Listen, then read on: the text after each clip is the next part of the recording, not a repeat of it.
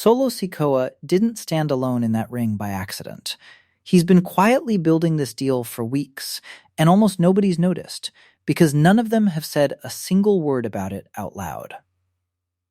Welcome back to WrestlingCannva.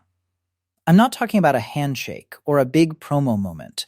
I'm talking about something that's already happening in the background, piece by piece.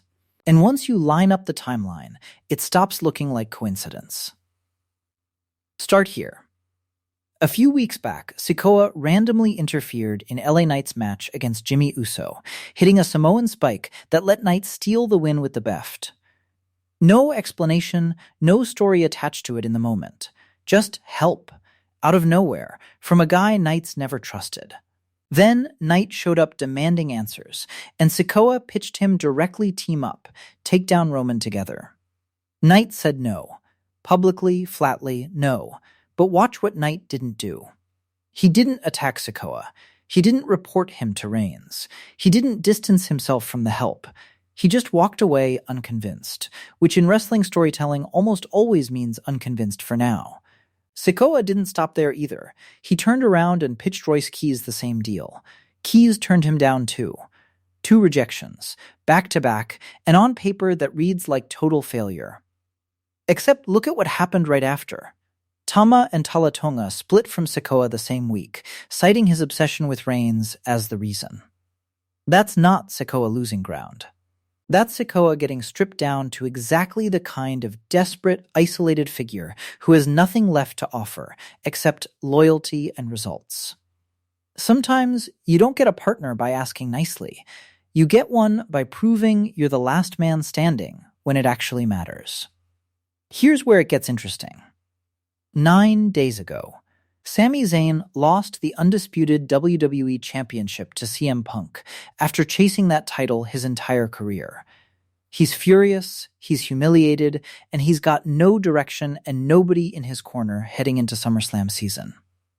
Zayn's also the one man on the roster who's actually lived inside bloodline politics and gotten out. He knows exactly how Reigns isolates people. Exactly how this family turns allies against each other one conversation at a time, because it happened to him first.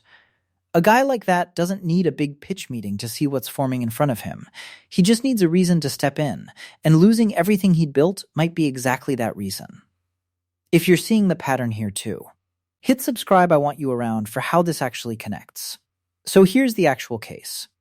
Knight didn't say yes out loud, but he never turned against the man who helped him win. Keys didn't say yes either, but Fatu still had to superkick his own friend just to keep him from getting closer to Sikoa's side. And Zayn hasn't said anything publicly at all, because right now, nobody's asked him. 3 men, 3 separate threads, all circling the exact same target, all getting pulled toward the same guy standing alone in that ring. That's not random. That's what it looks like right before a story pays it off in one big segment. And that's exactly why Sikoa staying away from Raw makes sense. He's not hiding from Fatu's warning. He's giving all 3 of these threads time to actually connect before he walks back into a fight he can't win alone. Every week he waits is another week Knight, Keys, or Zayn gets pushed a little closer to picking a side.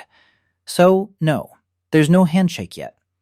But the deal's already forming, 1 rejection and 1 quiet decision at a time. Which one of these 3 do you think actually steps up first Knight, Keys, or Zayn?